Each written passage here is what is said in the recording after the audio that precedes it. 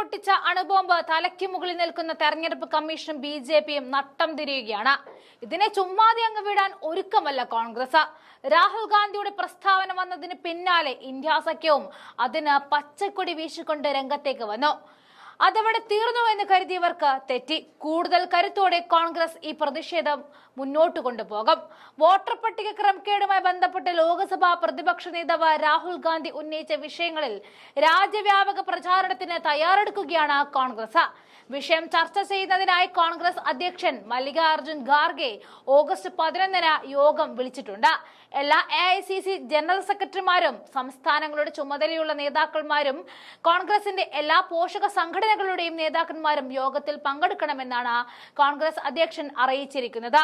Voter പട്ടികയിൽ കൃത്രിമം കാണിക്കുന്നുണ്ടെന്നും തെരഞ്ഞെടുപ്പ് തട്ടിപ്പിനും എതിരായ രാജ്യവ്യാപകമായി നടത്തേണ്ട പ്രചാരണത്തെക്കുറിച്ച് ചർച്ച ചെയ്യുന്നതിനാണ് യോഗം വിളിച്ചിരിക്കുന്നത് എന്നാണ് ഖാർഗെ അറിയിച്ചിരിക്കുന്നത്. 2025 ഓഗസ്റ്റ് 11 തിങ്കളാഴ്ച വൈകുന്നേരം 4:30-ന് ന്യൂഡൽഹി അക്ബർ റോഡിലെ AICC ഓഫീസിൽ വെച്ചാണ് യോഗം ചേരുന്നത്. കോൺഗ്രസ് അധ്യക്ഷൻ മല്ലികാർജുൻ ഖാർഗെയാണ് യോഗത്തിൽ അധ്യക്ഷത വഹിക്കുക. വോട്ടർ പട്ടികയിലെ ക്രമക്കേട് സംബന്ധിച്ച് രാഹുൽ ഗാന്ധി ഉന്നയിച്ച വിഷയങ്ങൾ അന്വേഷിക്കണമെന്ന് ആവശ്യപ്പെട്ട് നേരത്തെ കർണാടകയിലെ കോൺഗ്രസ് നേതൃത്വം സംസ്ഥാന തെരഞ്ഞെടുപ്പ് കമ്മീഷനെ സമീപിച്ചിരുന്നു. രാഹുൽ ഗാന്ധിയുടെ ആരോപണത്തിന്റെ അടിസ്ഥാനത്തിൽ കർണാടകയിലെ എല്ലാ മണ്ഡലങ്ങളിലും വോട്ടർ പട്ടികയിൽ ക്രമക്കേട് നടന്നിട്ടുണ്ടോ എന്ന് അന്വേഷിക്കണം എന്നായിരുന്നു ഇവരുടെ ആവശ്യം.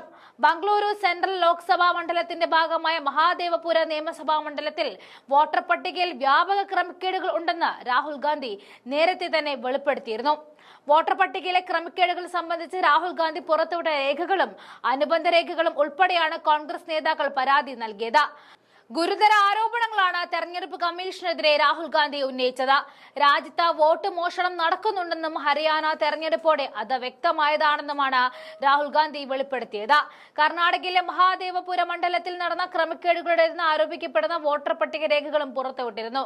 മഹാരാഷ്ട്രയിൽ 5 വർഷം കൊണ്ട് ചോർത്തിയതിലും അധികം വോട്ട് 5 മാസം കൊണ്ട് ചോർത്തപ്പെട്ടു. ഹരിയാനയിലും കർണാടകയിലും തെരഞ്ഞെടുപ്പ് തീയതികൾ മാറ്റിയതിലും സംശയമുണ്ട്. മഹാരാഷ്ട്രയിൽ 5 മണിക്ക് ശേഷം പോളിംഗ് നിരക്ക് കുതിച്ചുയരുകയായിരുന്നു. മഹാരാഷ്ട്രയിൽ 40 ലക്ഷം ദുരൂഹ വോട്ടർമാർ വന്നു. CCTV ദൃശ്യങ്ങളടക്കം 45 ദിവസം കൊണ്ട് നശിപ്പിച്ചു എന്നതടക്കം നിരവധി ആരോപണങ്ങളാണ് രാഹുൽ ഗാന്ധി ഉന്നയിച്ചത്.